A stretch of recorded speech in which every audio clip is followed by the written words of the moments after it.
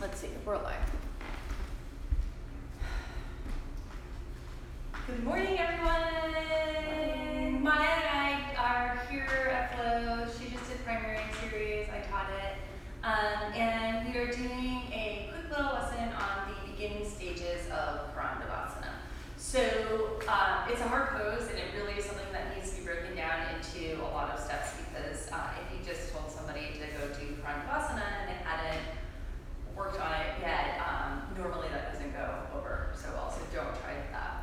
But okay, so Maya has a decent pincha, but it's not 100% pincha. Like, she misses it some days, right? Yeah. So the first step to Karandavasana is getting a pincha that you can pretty much rely on. So let's take a look first at your pincha, because she does a really nice job. So you'll see she has an awesome setup for pincha, and I really want to emphasize how important the setup is. I think way too often people either just kind of start kind of desperately trying to kick into something without a good setup, or they feel like they're not getting into a pose, so therefore it isn't good, even if they do have a good setup. So the setup for these beginning stages of Karandavasana is super important. So go ahead and set up for pincha, Maya. All right, look how she walks in. So this is, like, she's flexible, she can do it. This is not gonna be so easy for everybody. But she basically is in a half pincha Mayurasana. This is super hard, by the way, so I'm gonna keep going here. She takes one leg up, and then she can come on up. So this was a pretty good one today. Looks like you got it, Maya. Belly. Yep. She's got it. It's a good pincha. Unfortunately, I'm gonna make her come down, but this is a really good pincha. Yeah. So that was good, Maya.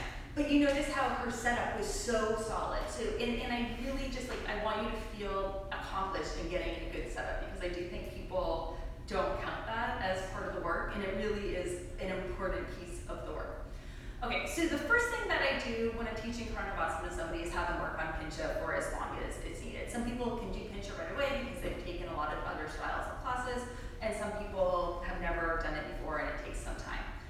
The next thing I normally have people do is start working on getting your legs into lotus using, without any hands, from a headstand, because it gives you a different sensation being upside down trying to get into lotus. So do Shirshasana, Maya, which you can do this kind of headstand, tripod, it doesn't matter. Whatever you feel like you're solid in. And Maya can do this already, I've seen her, but really, not everyone can. Look, this is important. Look how she's opening her legs wide. So just come back up, Maya, because what I see often is people do something like this to get into lotus, like they kind of split the legs, open them apart from each other like this. Now, she's in a strong external rotation. If you can notice, her toes are pointing in opposite directions, so that means her legs are externally rotated, and that means that she's staying stacked and everything's over her hips here, over her shoulders, and then she can take the right leg in. And the left leg in. So she's got, and then she can start folding down a little bit just to get that sensation, but for some people this is going to be more important, just learning how to get that fold. This is certainly very strengthening, so it's good work in that respect, and then she comes back up. But what I really want you to, go ahead down, Maya. What I really want you to notice is how she opened her legs like this to fold into lotus, because so often I see people split their legs to go into lotus, and then their back starts to arch. So they'll split the legs, they'll go into lotus, and they'll be in lotus with an arched back, which just makes it super hard then to correct, because you're really going in the opposite direction to get into Karandavasana. So that's why I like it wide. And I also think that it actually can be a lot easier on the knees and the hips too. So that looked awesome. So then we start putting those two pieces together. We put pincha together and bringing the legs into lotus. So you ready? Okay. She's such a good sport. Look at the setup again, how important is the setup. I'm here if you need me. Good. Okay. She's got a solid pincha, so I get to go ahead.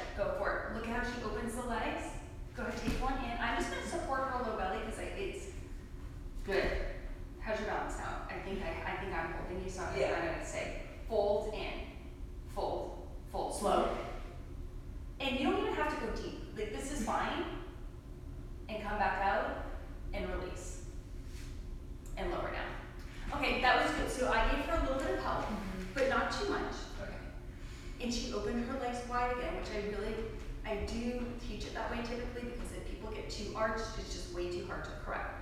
So that was really good.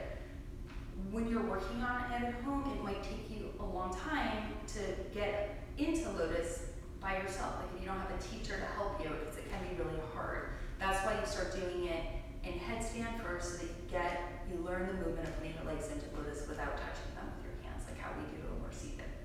And then sometimes you just are gonna hold it right there and pinch Mayurasana with your lotus and your legs pointing up. If you're steady enough, you can start to fold down. What I suggest you don't do though is to just let gravity take you down. The whole time you fight gravity, so that means that maybe you're not lowering at all, or it might mean that you're just lowering a tiny little bit.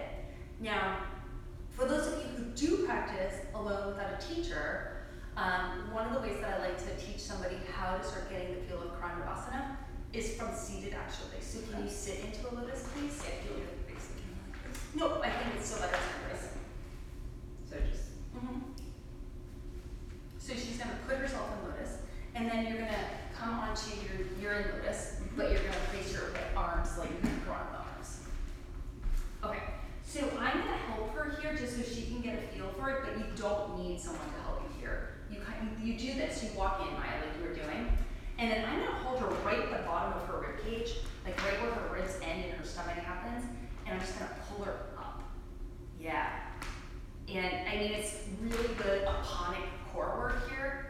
Push, lift, and you just keep pushing. Push, and then lower it down. And you can probably do that by yourself. Do you want to try it? Yeah, just try.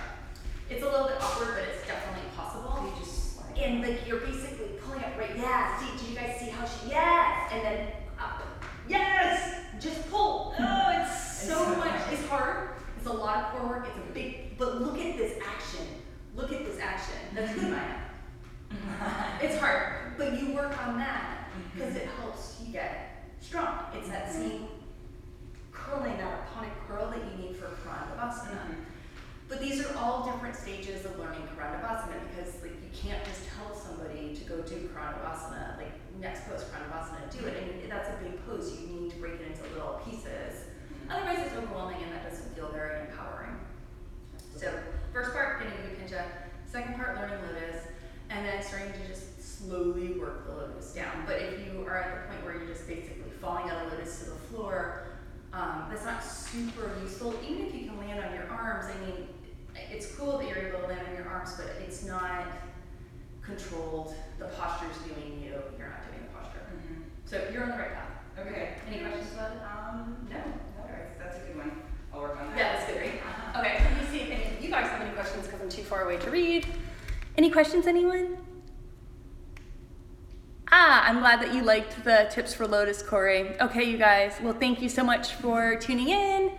Have a great day. Have a good weekend. Bye. Thanks, Maya.